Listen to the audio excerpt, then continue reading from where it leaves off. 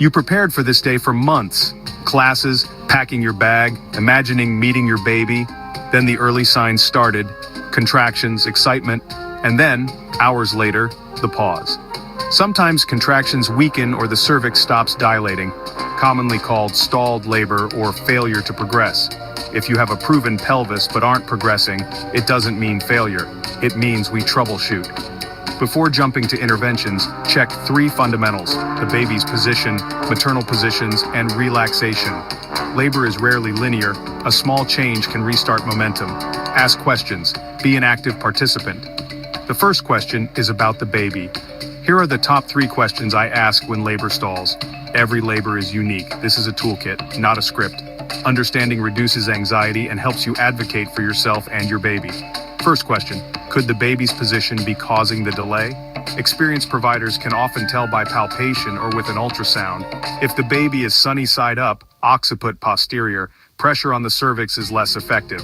Progress can stall. That knowledge gives you options. Encourage rotation through movement and positioning. Now let's explore practical positioning strategies you can ask for.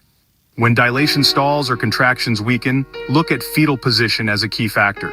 The baby's head needs to tuck, rotate, and present the smallest diameter to the cervix. Occiput anterior, head down, facing your spine, applies even pressure and encourages dilation. Think of alignment like a key fitting a lock. When aligned, the cervix opens more easily. Occiput posterior, sunny side up, places a larger skull diameter against the pelvis and often causes back labor. Your body may be working hard, but the pressure isn't effective at the cervix, so progress stalls. Providers use Leopold's maneuvers or a vaginal exam. Sometimes a quick ultrasound gives a clearer picture. Ask, could the baby's position be causing this delay, and can we check where they are? If posterior, try movement and positions that encourage rotation. Hands and knees, forward-leaning, walking. Small positional changes can help the baby tuck and rotate into occiput anterior. This step is informational, not alarming. It gives a clear, actionable goal. Help your baby turn. When rotation happens, cervix response often follows. Progress resumes. If position is the issue, ask for targeted positional strategies. Next, we'll outline those. Simple tools like a peanut ball or side-lying release can make a big difference. Ask, check, and then try positions. Now we'll go step by step through positioning you can request. Second question, can we try different positions to help my labor progress and encourage rotation? Asking signals, you want to be an active participant in your birth plan. Lying flat on your back can narrow the pelvic outlet and work against gravity. We want gravity and asymmetry on your side. Movement changes pelvic shape and space. Try hands and knees. It can relieve back labor and encourage rotation. Lean forward over a birthing ball or partner, opens the pelvis front to back. Lunges, slow dancing, walking, frequent movement and asymmetry help the baby find an easier path. Ask about the side-lying release. Lie on your side with the top leg supported, hold for a few contractions, then switch. If you have an epidural, ask for a peanut ball between your knees. It opens the mid-pelvis. Nurses can position and switch sides. It's simple but effective. Change positions frequently. Even small adjustments alter pelvic shape and help descent. Ask your team for guided positioning and support. Doulas and nurses can assist safely. Use clear ask language.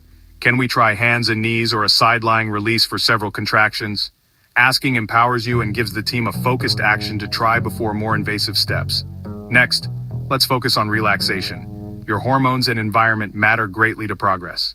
Third question, what can we do to help me relax more deeply? Hormones like oxytocin work best when you feel safe and calm. Stress raises adrenaline, which suppresses oxytocin. Contractions can weaken or stop. Small changes help. Dim the lights, personalize the room, play calm music or a guided meditation. Ask staff to reduce foot traffic and interruptions to protect your quiet space. Continuous physical and emotional support, partner, doula, trusted friend, boosts calm and oxytocin. Gentle massage or counter pressure for back pain calms the nervous system and eases contractions. Breathe together, use guided visualization or a meditation app, and ask a nurse for relaxation coaching.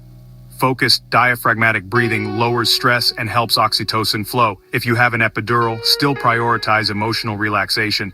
Physical pain may be managed, but the mind needs rest too. If you can, drift into rest. Deep rest conserves energy and lets labor resume when ready.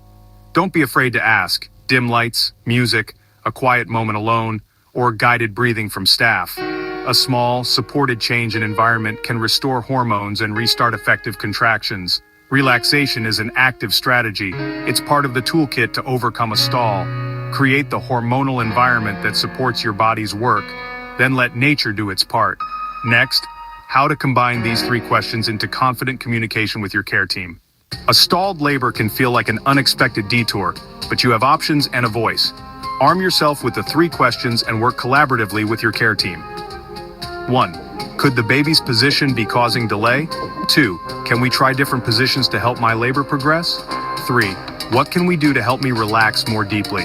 These 3 questions open a focused dialogue and give your team steps to try. Speak up, be curious, ask to try a position for several contractions, request quiet time. You matter. Clinicians bring expertise. You bring knowledge of your body. Together you make the best decisions. First-time moms, advocate and trust your instincts. Experienced moms, stay patient and flexible. Take a long breath. You are not stuck. There are many paths. Walking, tub, epidural, birthing ball. Choose what helps progress and safety. Open communication bridges a stalled labor and a progressing one. Trust your body. Trust your team. This pause is one chapter. You can write a beautiful ending. Ask the 3 questions. Try